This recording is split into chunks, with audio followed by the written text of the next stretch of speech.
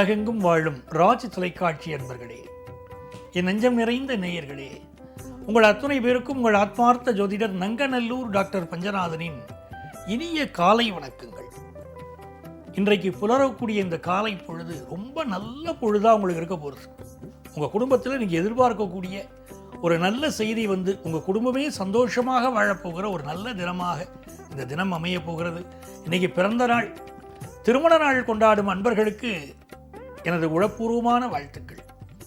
நமது இன்றைய ராசி பலன்கள் நிகழ்ச்சியிலே இன்னைக்கு நவம்பர் மாதம் 2ஆம் தேதி 2025ஆம் ஆண்டு பலன்களை பார்க்க போகிறோம். தமிழ் வருடத்தில் இது விசுவாவசு வருடம் ஐப்பசி மாதம் 16ஆம் நாள். சந்திர பகவான் இன்னைக்கு மத்தியானம் 1:56 வரைக்கும் பூரட்டாதி நட்சத்திரத்தில் பயணம் பண்றார். மேஷராசி என்பர்கள், மேஷராசிக்காரர்களுக்கு வாழ்க்கை நல்லா இருக்கணும்னா குருவுடைய அருள் வேணும். நான் வெளிநாட்டில் நல்லா வாழ்ந்துகிட்டு இருக்கேன் சார் அப்படின்னு மேஷராசிக்காரர் சொன்னார்னா முதல்ல அவருடைய ஜாதகத்தில் குரு எங்க இருக்காருன்னு தான் நம்ம பார்க்கிறோம். இன்னைக்கு குரு பகவானுடைய நட்சத்திரம்.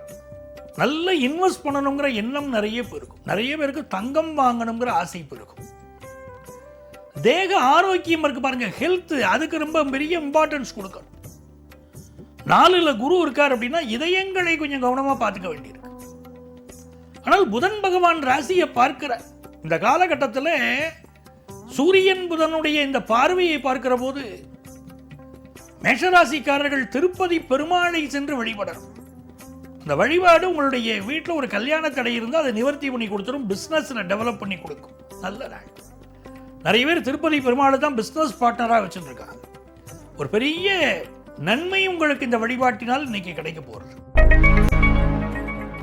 ரிஷபராசி என்பர்களே, லாபத்தில் இருக்கக்கூடிய சந்திர பகவான் இந்த நாளை லாபமாக வைத்திருப்பார். சூரிய பகவான் 6ஆம் இடத்தில் இருக்கார். விடுமுறை நாள் தான் இது, ஆனாலும் கூட புதிய வேலைக்கு நம்ம ட்ரை பண்ணிட்டு இருக்கோம். நம்ம பண்ணக்கூடிய ஒரு முயற்சி இன்னைக்கு வெற்றி பெற போகிறது. முயற்சி திருவினையாக்கும் சொல்லியிருக்காங்க பாருங்க. நம்ம பண்ணக்கூடிய முயற்சி வெற்றி பெறும்.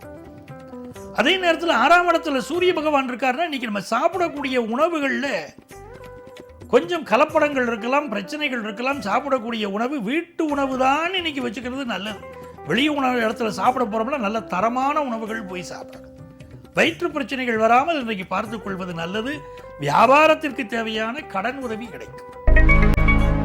மிதுன ராசி என்பர்களே, நன்மையான நாள், அதிர்ஷ்டமான நாள். மிதுன ராசிக்காரர்கள் சந்திரன் 10ஆம் இடத்தில் இருக்கார். சில பேருக்கு வேலை வாய்ப்பை பற்றின ஒரு மைண்டில் ஒரு ப்ரெஷர் ஓடிண்டே இருக்கு. அதே நேரத்தில் 5ஆம் இடத்தில் இருக்கக்கூடிய புதன் பகவான் ஒரு எக்ஸ்ட்ரா பிஸ்னஸ் ஆரம்பிக்கக்கூடிய எண்ணத்தை கொடுக்குறாரு. மாச சம்பளமெல்லாம் இன்னைக்கு பத்த மாட்டேங்கிறது, இன்னொரு பிஸ்னஸ் பண்ணினா தான் வாழ முடியும் அப்படிங்கிற சிந்தனையை மிதுனராசிக்காரர் மனதில் கொடுக்கும். மிதுனராசிக்காரர்கள் குருவாயூரப்பனை நினைத்து வழிபட்டால் கூட இன்னைக்கு நிறைய நன்மைகள் நடக்கும். வியாபாரம் நல்ல லாபம் தருது. படிக்கக்கூடிய மாணவர்கள் படிப்பில் திடீர்னு ஒரு ஆர்வம் பெருகும், நல்லா படிப்பீங்க, நல்ல மதிப்பெண் பெறக்கூடிய யோகம் வரும். கடகராசி என்பர்களே, அருமையான நாள்.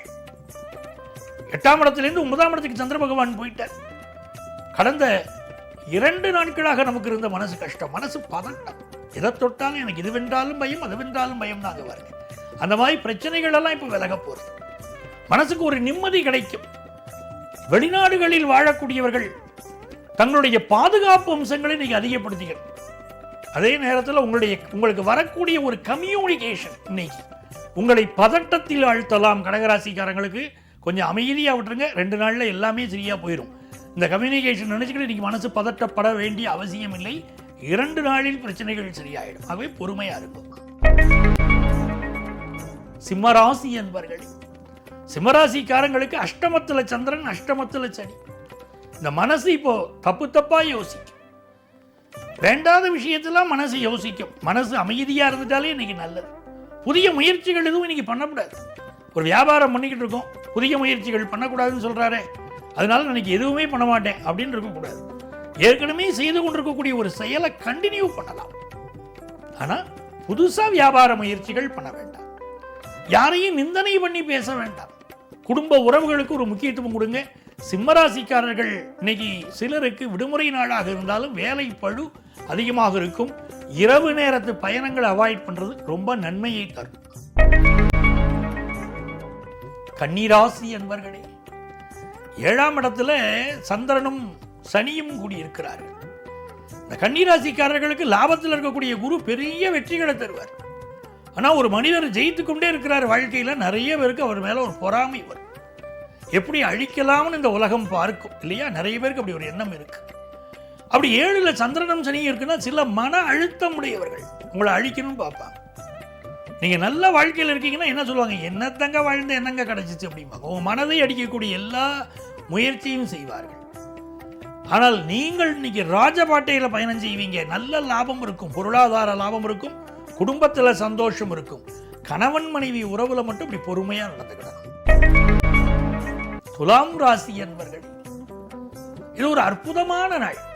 துலாம் ராசிக்காரர்களுக்கு 6ஆம் இடத்துல சந்திரனும் சரி, 10ஆம் இடத்துல குரு பகவான். இந்த குரு பகவான் உங்களுக்கு நல்ல வேலை வாய்ப்பை தருவார். யாருக்கெல்லாம் இப்பொழுது சனி திசையோ, சனி புத்தியோ, சனி அந்தரமோ நடக்கிறதோ அவர்களுக்கெல்லாம் எனக்கு பணப்பற்றாக்குறை இருக்கு, வேலையில் ப்ராப்ளம் இருக்குன்னு சொல்லிட்டு இருப்பீங்க, அவங்களுக்கெல்லாம் இப்போ பிரச்சனைகள் தீர்ந்து நல்ல பண லாபம் வரும். மனசுக்கு மகிழ்ச்சியா இருக்கும். குடும்பத்தில் சந்தோஷமான அனுபவங்கள் இன்னைக்கு ஏற்படும். உடல் நலத்தில் இன்னும் கொஞ்சம் அக்கறை எடுத்துக்கணும். விருச்சிக ராசி என்பர்களே, இது ஒரு நன்மையான நாள். விருச்சிக ராசிக்காரர்களுக்கு நன்மையான நாள். 9ஆம் இடத்தில் உள்ள குரு உங்களை பார்க்கிறார். மனோதிடம் ஏற்படும்.